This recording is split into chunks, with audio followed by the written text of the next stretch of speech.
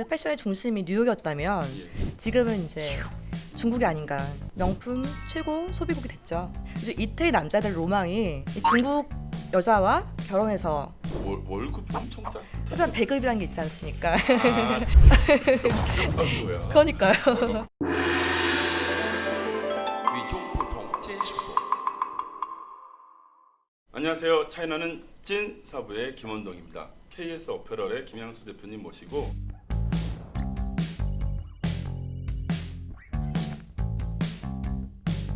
중국 패션 산업에 대해서 얘기를 좀 들어보도록 하겠습니다. 최근에 이제 중국이 이제 생산대국에서 소비대국으로 부상하고 있잖아요. 네네. 예전에 세계 공장이니까 중국에서 많이 생산돼서 해외로 이제 막 수출을 했다면 네네. 이 얘기는 결과적으로 이제 중국이 소비대국으로 성장하면서 중국에서의 패션 트렌드나 이런 것들이 굉장히 중요시되는 시장으로 바뀌었다 이렇게 보면 되겠네요. 그렇죠. 뭐 기존에 이제 세계의 그 패션의 중심이 뉴욕이었다면 예. 지금은 이제 중국이 아닌가. 명실상부한 명품 최고 소비국이 됐죠. 그러게요. 저도 네. 그래서 지난번에 어떤 전문가를 만나서도 사담을 나누는데 그분이 그러더라고요. 자기 직원들한테도 야, 감 떨어지거나 뭔가 새로운 영감을 찾기 위해서 옛날에는 네네. 뉴욕이나 밀라노, 런던, 도쿄 이런 데 출장 겸 보고 와라. 네네. 경험하고 와라 이렇게 보냈다면 이제는 상해나 심천, 북경에 가야지 좀 감을 좀 찾을 수 있을 맞습니다. 정도로 네.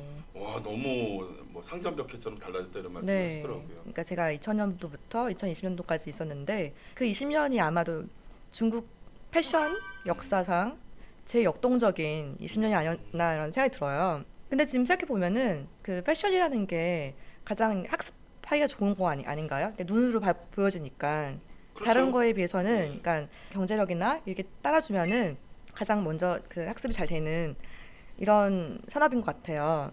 그래서 네. 옛날부터도 그 국민의 위생이나 네네. 전체적인 용모 결과적으로 경제력과 이제 네네. 비례한다라고 얘기를 하는데 그렇죠. 특히 대도시의 GDP는 뭐 걔네 평균 GDP가 아니라 거의 서구 유럽 국가의 GDP에 맞먹을 정도로 지금 그다음에 실제적인 바잉 파워도 네, 높아졌으니까 엄청나죠. 뭐 직접적으로 그런 패션 산업에 이런 미치는 영향이 크겠네요. 그렇죠. 제가 그 여행을 가거나 출장을 갈 때 한 10년 전만 해도 제가 이태리나 미국이나 그 프랑스에 가면은 저한테 아 고니치와 일본 사람인 줄 알았던 거죠. 네. 그랬다면 지금은 가면 모든 사람 니하오라고 합니다. 안녕하세요. 왜 안녕하세요라고 안 할까요? 안녕하세요는 그쵸? 제가 저기 베트남이나 태국 아. 이런 데 듣는데 뭐 요런 약간 좀 패션 트렌드가 뭐 서구의 네, 선진 네. 도시들을 가면은 저도 그쵸. 최근에 니하오 소리를 더 많이 그쵸. 들었던 것 같아요. 근데 나는 이제 중국말 하니까 네. 니하오 나는 그걸 리액션을 저도 해줬으면 그래야겠네요. 되죠. 리액션을 해줬으면 되죠. 네네. 정말 재미난 얘기를 들었는데 이제 이태리 남자들 로망이 이 중국 여자와 결혼해서 중국에 와서 사업하는 게 로망이래요. 아이, 신로망. 이 녀석들 참. 아 얼마 전에 제가 기사를 또 봤는데 남자 정장 브랜드 유명하죠. 제나라고 아시죠? 예, 예. 네 좋아하시죠? 좋아하죠. 네, 고급 브랜드. 좋아하는데 예, 네. 사지 못하고 네. 좋아합니다. 그 브랜드가 몇 년 전에 그 톰 브라운이라고 미국 그 디자이너 브랜드를 인수하고 지금 인사 사이에서 제일 핫한 브랜드가 톰 브라운이죠. 네. 자회사 중에 하나인 네네네. 거고요. M&A 되면서 예, 예. 그 CEO가 한 말이 있어요. 이탈리안이지만 뉴욕을 정말 좋아하는 사람이에요. 근데 그 사람이 기존에는 그러니까 모든 시제품은 다 이제 뉴욕에서 출시를 했다면 지금은 다 중국에서 시제품을 한다고 해요. 그러면 네. 일종의 제품 신제품 발표회나 그쵸, 뭐 그쵸. 네. 그런 것들. 네. 그러면 어떻게 보면 이제 패션쇼에 있어서도 중국의 상해나 북경에서의 패션쇼 위상도 계속 높아지고 있겠네요. 엄청나죠. 네. 일단은 바잉 파워가 되니까. 뉴욕의 패션쇼가 정말 유명하죠. 예. 네. 근데 지금은 뭐 정말 중국의 상하이나 북경에서 열리는 패션쇼 위상도 날이 갈수록, 그 해가 갈수록 높아지고 있어요.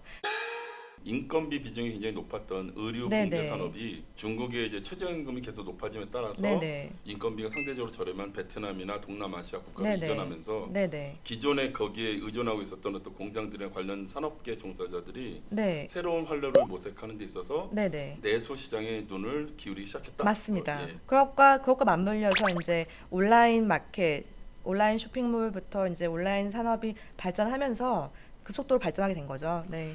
전자상거래 기술이 발전하면서 거기에 또 시너지 효과도 굉장히 발휘하겠네요. 그렇죠. 네. 제가 기억하기로는 제가 졸업할 때까지만 해도 북경대 졸업할 때까지만 해도 가장 선망하는 직업이 뭔지 아세요? 은행? 아, 아닙니다.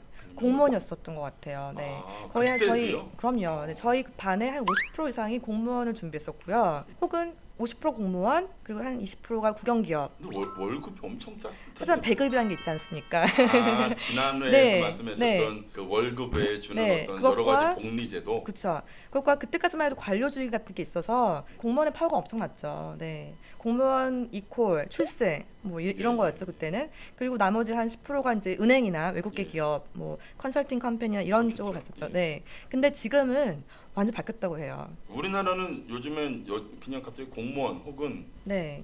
그러니까 젊은 아주 10대 애들은 뭐 1위 선호 직업이 제가 기억해요. 유튜버? 맞습니다. 뭐 이거 네. 된 거라고 네. 하는데 뭐 중국은 또 새로운 제가 얼마 전에 본 그 기사에 따르면 가장 가고 싶어하는 회사는 이제 예. IT 기업이죠. IT 대기업.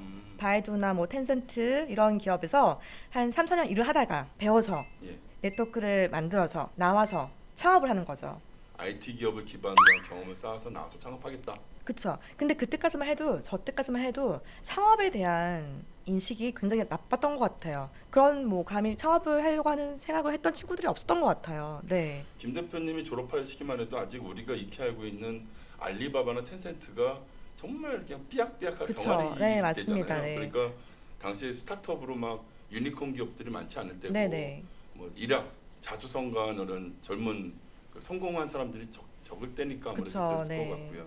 그것과 맞물려서 이제 뭐 소셜 커머스의 출현과 예. 뭐 웨이신, 웨이보 등등이 이제 나오면서 예.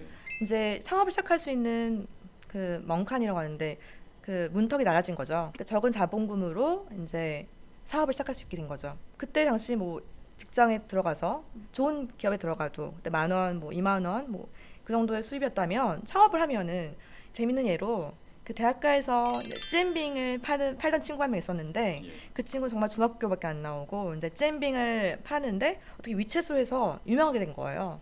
이게 뭐- 전병. 예. 네네, 그 잼빙이 그 팬케이크 같은 거죠. 그 중국식. 그렇죠. 저도 즐겨 팬케이크라고 해야 먹었지만 되나요? 이거 진짜 싸잖아요. 뭐 이제 많이 그쵸. 올라서 한 네네. 5원 하나 예.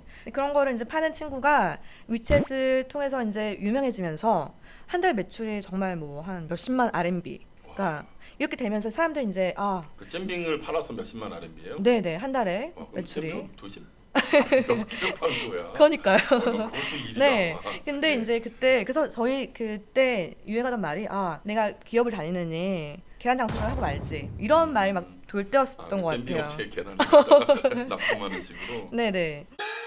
이런 어떤 창업의 붐이나 네. 이런 뭐 IT 기업을 통한 어떤 창업 열풍이라든가 이런 것들이 조금 전에 말씀하신 패션 시장의 어떤 내수로의 방향을 트는 것과 어떤 상관관계가 있을까요?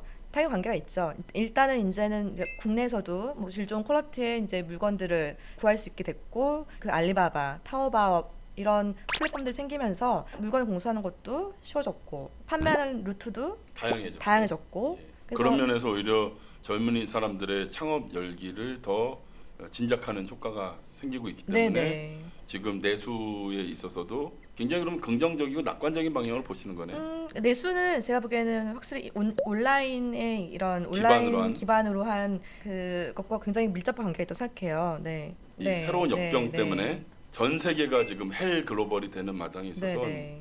이런 어떤 창업의 에너지가 넘치는 네. 그런 중국의 어떤 지금 현 상황들이 네. 굉장히 앞으로도 비전을 제시한다든가 시사하는 바가 되게 큰 것 같습니다. 네네.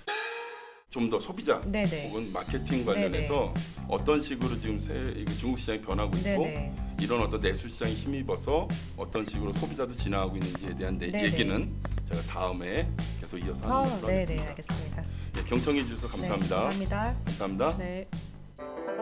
与众不同，坚持所